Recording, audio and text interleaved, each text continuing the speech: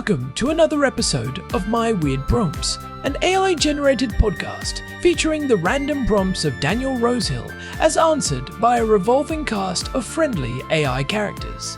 Join us for deep dives into AI, technology, and whatever other random thing Daniel finds fascinating today. Subscribe on Spotify or your favorite podcatcher. Now, today's episode. This episode was generated using artificial intelligence. Please verify facts. Hey everyone, welcome back to My Weird Prompts. I am Corn, and honestly, I am still processing everything that has happened over the last 48 hours. It is quiet here in Jerusalem tonight, but it is that heavy kind of quiet, you know? Like the whole world is holding its breath. Herman Poppleberry here, and yeah, heavy is the word for it. Our housemate Daniel sent us a prompt this morning that really gets to the heart of this silence. He was asking about the massive geopolitical chess game happening behind the scenes of Operation Epic Fury. While the headlines are focusing on the strikes in Tehran and the loss of the supreme leader, Daniel wants us to look at the players who are notably quiet right now, Russia and China. It is a brilliant question because their silence is deafening. We have seen the biggest shift in Middle Eastern power dynamics in our lifetime over the weekend. And yet the two major powers that have spent years building up Iran as a strategic partner seem to be standing on the sidelines. We are going to dive deep into why that is, what it means for the axis of resistance, and how this connects to everything from the war in Ukraine to the future of Taiwan. And just to set the stage for anyone who might be catching up, we are recording this on March 1st, 2026. The reports coming out of Iran are still fragmented, but it seems clear that the joint United States and Israeli operation on Saturday did not just hit infrastructure, it hit the very top of the Iranian leadership.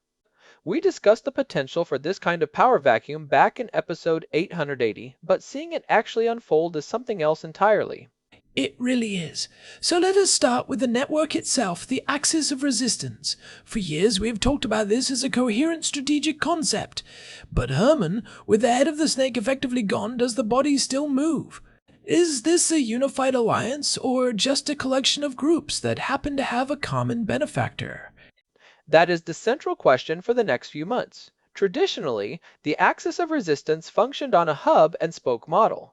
Tehran was the hub, providing the funding, the advanced weaponry, and the ideological glue. But what people often miss is that groups like Hezbollah, the Houthis, and the various militias in Iraq and Syria have become increasingly autonomous over the last 5 years. They are not just mindless proxies, they have their own local political interests and, crucially, their own internal command structures. This is what they call the unity of fronts doctrine. It was designed to survive exactly this kind of decapitation strike. Right. We saw that with the Houthi campaign in the Red Sea. Even when Tehran was reportedly calling for de-escalation in late 2024, the Houthis kept pushing. It suggested a level of local agency that caught a lot of Western analysts off guard. Exactly. And the reason they can do that is because of how Iran decentralized the technology. They did not just give these groups missiles, they gave them the factories and the technical know-how to build them locally. So even if the Quds force leadership is in disarray right now, the actual manufacturing and operational capability is spread out across a dozen different geographic locations. It is less like a traditional army and more like a decentralized autonomous organization, but with ballistic missiles. The question now is whether the Quds Force regional bureaus, the guys on the ground in Beirut and Baghdad, can maintain coordination without a clear mandate from a living supreme leader. So you're saying we might see a fragmentation where these groups start acting entirely on their own initiative? That sounds like it could be even more unpredictable than when Tehran was in control. It is a huge risk. If there is no one in Tehran to write the checks or set the red lines, you might see a group like the Islamic Resistance in Iraq decide to escalate on their own terms to prove they are still relevant. We are already seeing some of that with the retaliatory strikes on United States bases in Bahrain and the United Arab Emirates over the weekend. The question is whether those were coordinated responses or just local commanders lashing out. That brings us to the big sponsors. Let us talk about China first. Beijing is in a really tight spot here. On one hand, they are Iran's biggest customer. They've been buying 80 to 90% of Iranian oil exports for years. mostly through this incredibly sophisticated shadow fleet of tankers that hide their transponders and do ship-to-ship transfers in the middle of the ocean.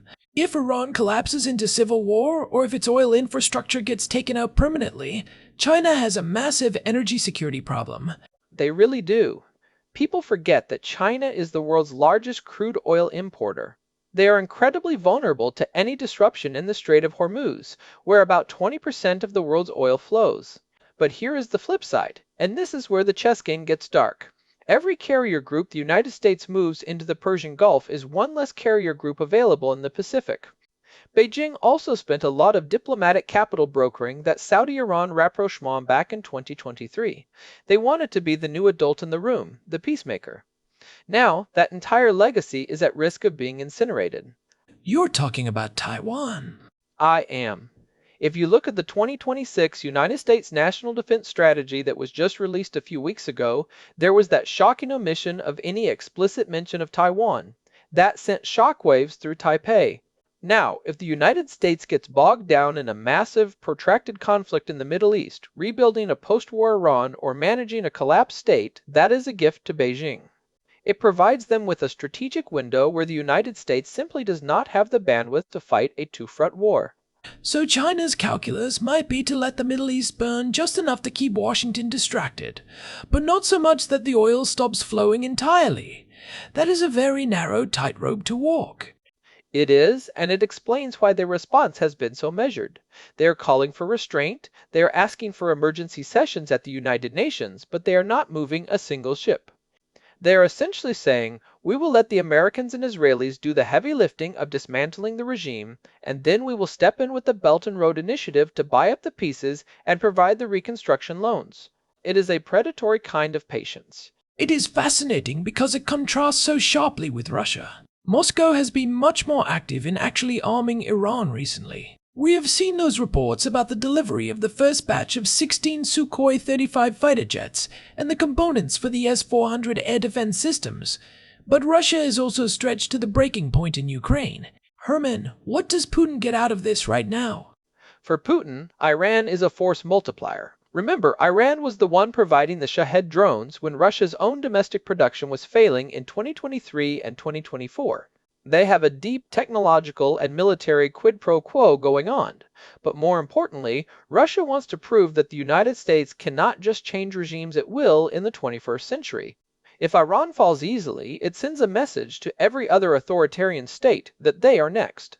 But Russia has not actually intervened to help Iran during these strikes. They have the S-400 systems there, but they did not seem to stop the joint strikes on Saturday. Was that an inability to stop them, or a choice? Probably a bit of both. The S-400 is a formidable system, but when you are facing the level of electronic warfare and stealth capability that the United States and Israel brought to bear in Operation Epic Fury, nothing is foolproof. Also, Russia cannot afford to get into a direct kinetic conflict with the United States right now. Their entire strategy is about staying just below the threshold of direct war while making life as difficult as possible for the West. It is not that they are choosing to let Iran suffer. It is that they are physically and economically incapable of doing more while their best units are tied up in the Donbass. It feels like Russia and China are acting as technological anchors rather than military allies. They will give Iran the tools to fight, but they will not get into the trenches with them. So, is this silent strategic patience, or just a tacit acceptance that the old regime was a liability? I think for China it is strategic patience. For Russia it is inability masked as restraint. Neither of them actually likes the Islamic Republic's ideology, they just liked its utility as a thorn in America's side. If a new, more stable, but still anti-Western leadership emerges from the IRGC, they will be the first to call and offer congratulations. That brings up a point Daniel mentioned in his prompt about the non-aligned world, the global south. We have seen some very strong statements from places like South Africa, Brazil, and even India. They are not necessarily pro-Iran, but they are very anti-intervention. This is where the narrative war is being won or lost. In the global south, there is a very deep skepticism of what they call the rules-based international order. When they see the United States and Israel launching preemptive strikes, and then they hear about things like the accidental bombing of that primary school in southern Iran where over 100 children were killed, it reinforces the idea that the rules only apply when the West wants them to. Even Turkey is in a bind. President Erdogan has to balance his NATO membership with a domestic population that is furious about the strikes. Turkey does not want a collapsed Iran on its border. That means millions of refugees and a total disruption of regional trade. India's position is particularly interesting to me. They have been trying to build this international north-south transport corridor through Iran to bypass Pakistan and get to Russia. They have invested heavily in the port of Chabahar. If that corridor is blocked or destroyed, India's strategic ambitions in Central Asia take a massive hit. India is playing the ultimate balancing act. They are part of the Quad with the United States, but they are also a key member of BRICS. They want to be a bridge, but right now the bridge is on fire. You saw their statement yesterday calling for an immediate cessation of hostilities. It was very carefully worded to avoid blaming either side, but the underlying message was, stop breaking the global economy. And that economic piece is huge. We have already seen oil prices spiking. If this turns into a full-scale regional war that shuts down the Suez Canal again, we are looking at a global recession that would make 2024 look like a golden age. This is why the African Union and the Association of Southeast Asian Nations are so terrified. They are still recovering from the inflation shocks of the Ukraine war. They cannot afford another energy spike. So there is this growing pressure from the global south on the United States to finish this quickly and not let it turn into another 20-year occupation. But how do you finish it quickly when the central government has collapsed? This is the ghost of Iraq in 2003 haunting the whole room.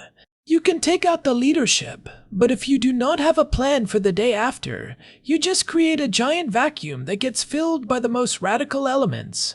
And that is exactly what China and Russia are counting on. They know the United States is traditionally very bad at the day after. They are waiting for the moment when the West gets exhausted by the chaos, and then they will swoop in with their alternative model of stability through infrastructure and authoritarian control. It is a grim outlook, Herman, but let us look at the practical takeaways for our listeners. If you are watching this chess game, what are the key indicators to look for in the next week? First, watch the shadow fleet. If the tankers stop moving, or if they start getting seized in large numbers, that tells you China's red line has been crossed. Second, look at the rhetoric coming out of the IRGC in the provinces. If we see local commanders starting to issue their own fatwas or making independent military moves, we know the central command is truly dead. And third, keep a very close eye on the Taiwan Strait. If Beijing starts increasing its naval exercises while the United States is busy in the Gulf, we will know they have decided to take advantage of the distraction. It really feels like we are at a hinge point in history. The old order is being challenged, and the new one has not quite arrived yet. It is a dangerous time to be in the middle of the transition. It definitely is. And hey, if you are finding this deep dive helpful and you want more of these analytical looks at the world, please take a moment to leave us a review on your podcast app or on Spotify. It genuinely helps other curious people find the show, and we really appreciate the support.